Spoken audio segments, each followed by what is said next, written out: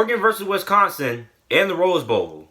You got Oregon, who's coming off of a Pac-12 championship win. They are the Pac-12 champions. You got Wisconsin, who is coming into this game after a Big Ten loss, which they took Ohio State to the limit. They pushed Ohio State that I've seen no other team this season push Ohio State.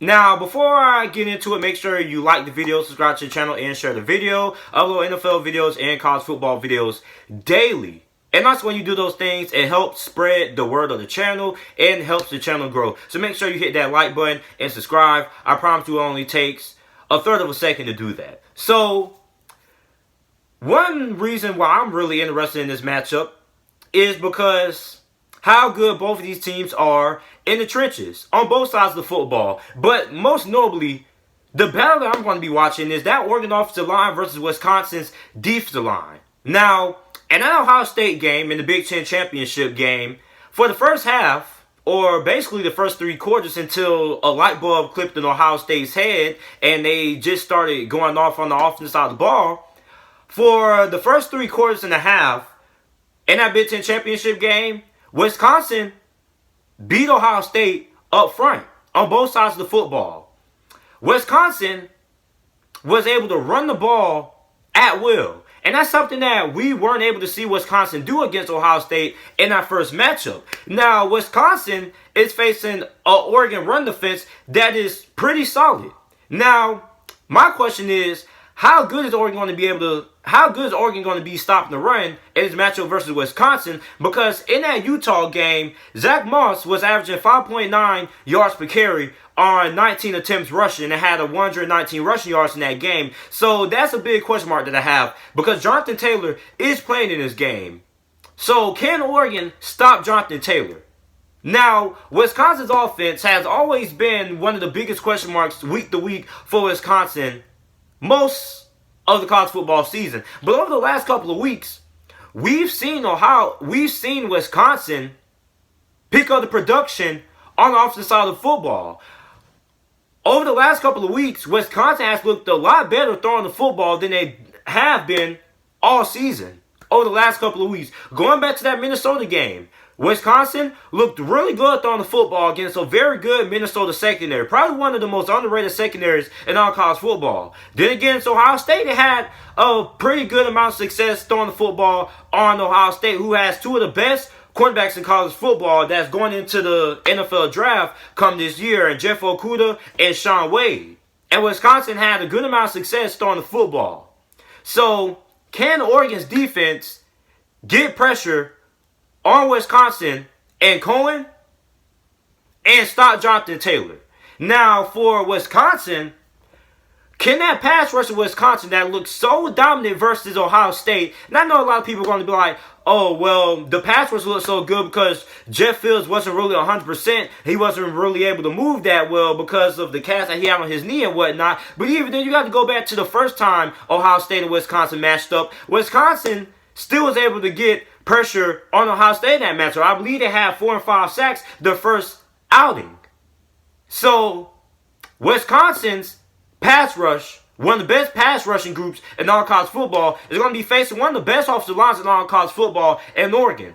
Oregon's offensive line is going to have a lot of people playing on Sunday. Mario Cristobal is a former offensive lineman. So his point of emphasis is the offensive line. So it's really interesting seeing this pass rushing unit of Wisconsin going against this offensive line of Oregon. The question is going to be who's going to be able to win that battle. So this is going to be a very physical game. It's going to be a game that's going to be won in the trenches. And if you're Oregon, if you're able to get out to a big lead, I think Oregon has a good chance of winning this game because Wisconsin, I've said this all season, isn't a team that's built to come from behind. We saw it in the Big Ten championship game versus Ohio State, right? When Wisconsin got out to a lead and Ohio State was able to battle back and ended up taking the lead and Wisconsin was forced to play from behind, Wisconsin was able to win that game because Wisconsin's offense isn't equipped to come from behind. When Wisconsin wins games, most of the time, they are leading the game. Unless it's a one-possession game going into the fourth quarter, that's the difference. So Wisconsin, they got to be able to get this game in a one-possession game going into the fourth quarter. If this is a one-possession game, I like Wisconsin's chances. But if Oregon goes into this game, and let's say Oregon is up by 14 points going into midway in the third quarter, I think Oregon's going to end up winning the game because Wisconsin's offense isn't built to come from behind. Now, in a close game, the chances really favor Wisconsin in a really close game. Because the thing with Oregon, which is the big reason why I chose Utah to win the Pac-12 championship game versus Oregon, wasn't because I didn't think Oregon was talented enough to beat Utah. Oregon was most definitely the most talented team than Utah. And we saw it on the field. But the reason why I chose Utah to beat Oregon in the Pac-12 championship game, which I was wrong, was because I didn't know what Oregon team was going to show up in that game. Oregon has been really inconsistent this season. Some games they looked unstoppable, like that USC game. And then you got the Arizona State game and the Washington State game when they really struggled. They didn't lose Washington State, but they lost to Arizona State because they have been really inconsistent. So my thing is coming into this game, you're Oregon. You're running very high coming off of a Pac-12 championship. And you haven't really been that consistent, right? So what Oregon team, once again, is going to show up in this game? Are we going to get that Oregon team that showed up in the Pac-12 championship game and mollywopped Utah and mollywopped USC? Or are we going to get the Oregon team that was very inconsistent, almost lost to Washington State, and lost to Arizona State? That's the question. What kind of Oregon team are we getting going into this game? Because Oregon has a talent that they can match up with any team in college football. They can match up with Ohio State, LSU, Clemson, Oklahoma. They can match up with any team. But the reason why they're not in the college football playoffs right now is because of inconsistency. And Oregon also sometimes struggles to finish games. And they struggle to come from behind as well. So if you're Oregon, and this is a game that ends up going down to the wire in the fourth quarter, I like Wisconsin. If this game is a 3-point game with 4 minutes left in the fourth quarter, I'm going to take Wisconsin because Wisconsin is equipped to win games like that are a close game. That's what Wisconsin wants to do. Wisconsin wants to keep the games close and have a chance of winning in the fourth quarter and impose the will on you up front, right? And Oregon kind of has struggled when it comes to close game situations, being able to pull off those close games. So the question, of a matter of fact, isn't who's the most talented team going into this game, because we know that Oregon is superior talent-wise than Wisconsin is. Just go ahead and look at the recruiting classes, right? But coaching is a factor. Coaching is a factor, and also being able to win up front in the trenches. I think this game is going to be very close. I think this game is going to be decided by a field goal. 3 points is the magic number for this game. I think the final score is going to come down to 3 points. Because of the reason I just said, because Oregon and Wisconsin are both good up front.